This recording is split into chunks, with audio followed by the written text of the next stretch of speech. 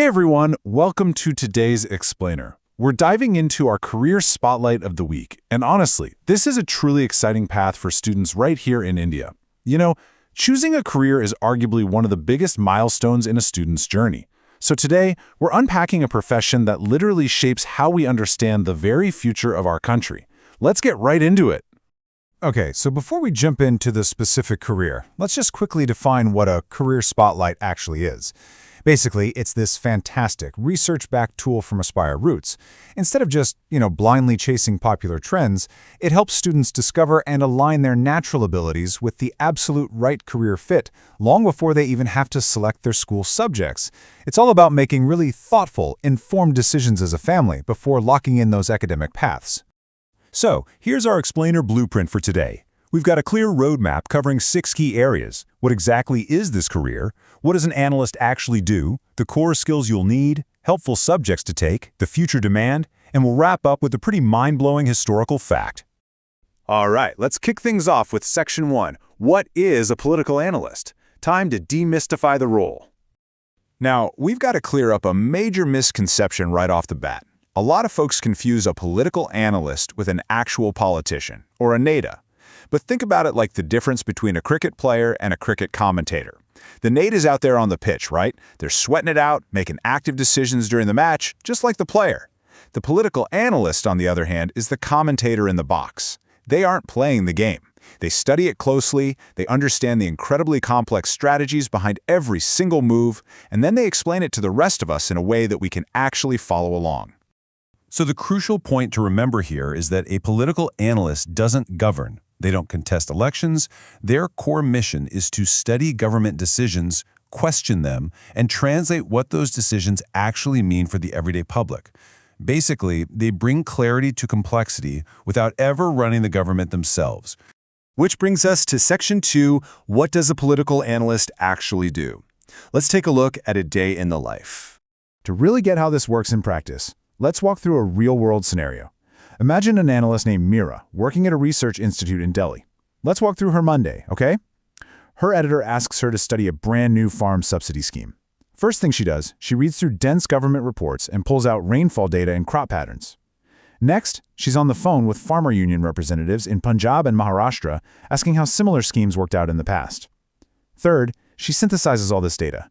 She realizes that while the scheme genuinely helps small farmers in Maharashtra, the landholding patterns in Punjab mean the impact there would be much smaller. And finally, by the evening, she writes up a clear brief and presents these facts on a TV panel. Talk about a busy day. But here is what's really interesting about Meera's job. There is a strict, absolute emphasis on neutrality. When Meera goes on TV, she does not tell the viewers if the scheme is good or bad.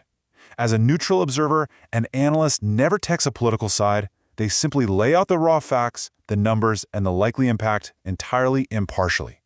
The whole goal is so that families watching at home can form their own educated opinions. All right, let's move to Section 3, core skills you need. Let's open up that analyst's toolkit. First up, you've absolutely got to have research skills and critical thinking. You need a massive appetite for digging deep into reports, articles, and data, rather than just, stopping at the very first Google search result you find.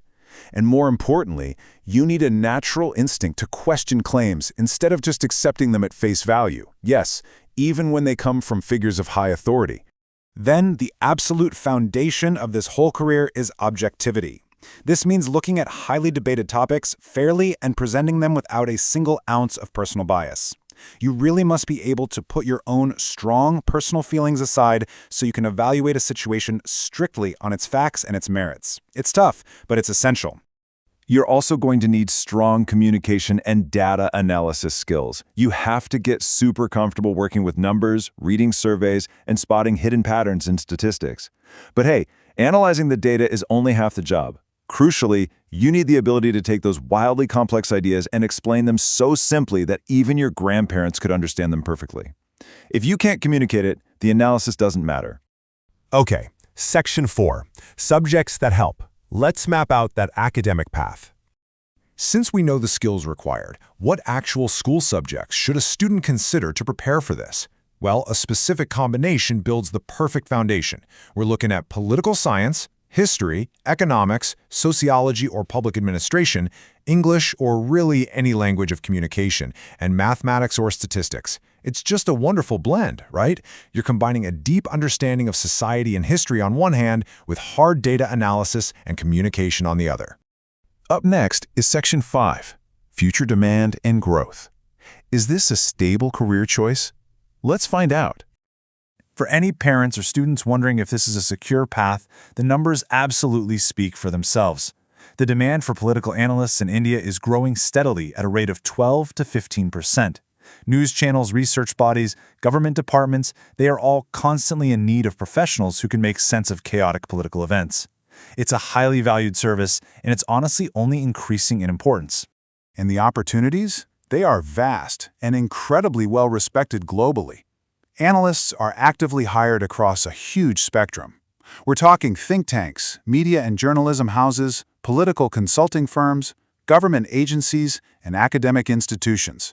Whether you're dealing with a local domestic policy group or some massive international foreign policy network, the need for sharp analytical minds is literally everywhere. Finally, we arrive at Section 6, the first political analyst. Let's look at the historical roots of this profession. Did you know India actually had one of the world's very first political analysts over 2,300 years ago? No way, right? But it's true. His name was Chanakya, also known as Kautilya. He wrote the Arthashastra, which is this incredibly detailed book on politics and strategy that is still studied today.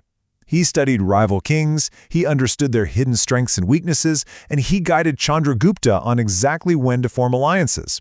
Chanakya didn't fight the battles or rule the kingdom himself. He studied the strategy and advised on it. Sounds familiar, doesn't it? The crucial takeaway here is that modern political analysts are essentially doing a contemporary version of Chanakya's work. They're still studying power, strategy, and decisions. And the honest truth is, for as long as there is a government, there will always be a need for insightful individuals to study its power and explain its decisions to the public. The legacy continues today. Being a political analyst means you get to be a student of power itself. So, I'm going to leave you with this one question to think about. If you are the kind of student who loves asking why when you read the daily news, this career is absolutely waiting for you. Could you see yourself explaining the news instead of just watching it? Could you be the one explaining our future? Think about it. Thank you so much for joining me for this explainer, and I'll catch you next time.